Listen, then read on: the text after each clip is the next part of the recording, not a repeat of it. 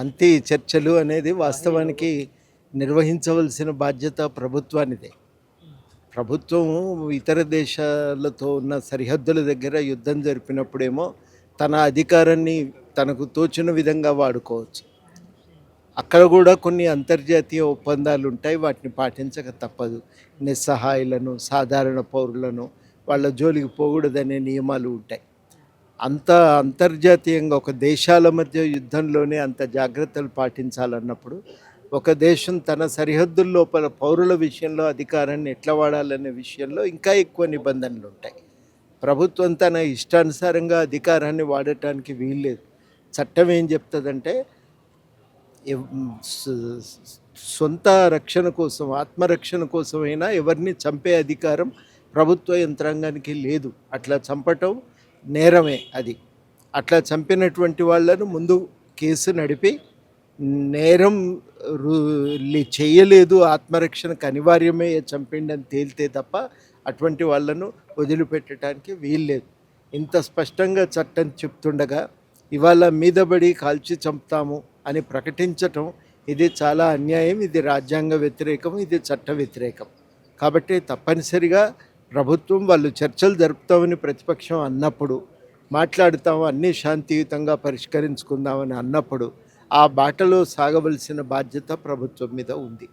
ఆ చట్టం విధించిన ఈ పరిమితులకు లోబడి, రాజ్యాంగ పరిధికి లోబడి ఇవాళ కేంద్ర ప్రభుత్వం అందుకనే ఈ చర్చలు జరపాలని, ఇవాళ ఆపరేషన్ కగార్ను తక్షణం ఆపి చర్చలు జరిపి శాంతియుతంగా సమస్యను పరిష్కరించాలని కోరుతున్నాం.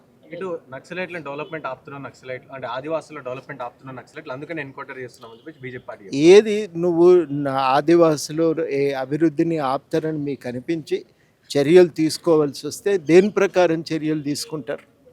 ఇది ప్రశ్న కదా. ఈ ప్రశ్న ఏంటంటే భారత రాజ్యాంగం ప్రకారం, భారత చట్టాల ప్రకారమే చర్య తీసుకోవాలి కదా. ఇది పాకిస్తాన్తో అవుతున్న యుద్ధం కాదు కదా, భారత పౌరులతో జరుగుతున్నటువంటి ఘర్షణ. వాళ్ళ అభివృద్ధికి అడ్డం పడుతున్నారు, మేము ఆపాలనుకుంటున్నాం అంటే చట్టపరంగా, రాజకీయ పరంగా చర్యలు తీసుకోవాల్సిందే తప్ప ప్రభుత్వం తన ఇష్టానుసారంగా అధికారాన్ని ఉపయోగించే అవకాశం ప్రభుత్వానికి లేదు. ఇది ప్రభుత్వం గుర్తెరిగి వ్యవహరించాలి. కుర్చీలో కూర్చుంటే ఏమైనా చేయొచ్చా అంటే చేయటానికి లేదు. ఎక్కడ కూర్చున్న వాళ్ళైనా చట్ట ప్రకారమే నడుచుకోవాలి తప్ప చట్టాన్ని ఉల్లంఘించి ఇష్టానుసారంగా వాళ్ళు నిర్ణయాలు తీసుకోవటానికి, అధికారాన్ని నిర్వహించటానికి, హింసకు దిగటానికి అవకాశం ప్రభుత్వానికి లేదు. నైతికంగా ప్రభుత్వం ఈ చట్టానికి పరిమితులకు లోబడే పనిచేయాలి. ఎదుటి వాళ్ళు చట్టాన్ని పాటించినా పాటించకపోయినా, వాళ్ళు ఎటువంటి వ్యక్తులైనా, వాళ్ళ సిద్ధాంతాలు ఏవైనా ఇది అనివార్యం. ఈ నియమాలను ప్రభుత్వం పాటించక తప్పదు. అందుకనే చర్చలు చేయవలసింది. రీసెంట్గా ములుగు జిల్లాలో కూడా ఎన్కౌంటర్ జరిగింది, సుమారు 20 మందికి పైగా చనిపోయారు. సో అప్పుడు కాంగ్రెస్ ప్రభుత్వం ఏమైనా కేంద్రం పైన ఒత్తిడి చేయడం కానీ, కాంగ్రెస్ ప్రభుత్వం ఏమైనా చర్యలు తీసుకున్నా మన రాష్ట్రంలో?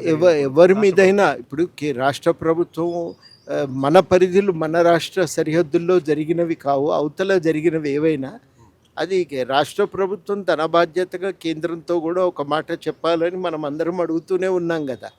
దానికి సూత్రరీత్యా ముఖ్యమంత్రి గారు కూడా శాంతియుతంగా ఇది ఒక సామాజిక సమస్య అని అంగీకరిస్తున్నాం, దాని పరిష్కారానికి ఆ విషయాన్ని దృష్టిలో పెట్టుకొని వ్యవహరించాలనే ప్రకటన కూడా చేసిండ్రు. కాబట్టి ఘర్షణ ఇక్కడ లేదు. వాస్తవానికి సమస్య ఎక్కడుందంటే కేంద్ర ప్రభుత్వం, ఛత్తీస్గఢ్ ప్రభుత్వం ఈ విషయంలో ఒక నిర్ణయానికి రావాలి.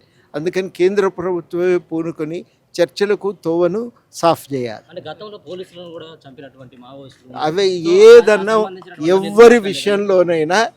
ఎవరి విషయంలోనైనా నేను మిమ్మల్ని సూటిగా అడుగుతున్నా, రాజ్యాంగాన్ని పక్కన పెట్టి అధికారాన్ని చెలాయించవచ్చా చెప్పండి. నాకు చేయొచ్చంటే ఆలోచిద్దాం, మిగతా చర్చ కొనసాగుతుంది. లేదు ఎవరమైనా రాజ్యాంగం ప్రకారమే నడుచుకోవాలి అంటే రాజ్యాంగం ప్రకారమే ప్రభుత్వం కూడా వ్యవహరించాలి. Full stop. ఇంకా దాని మీద చర్చకు అవకాశం లేదు.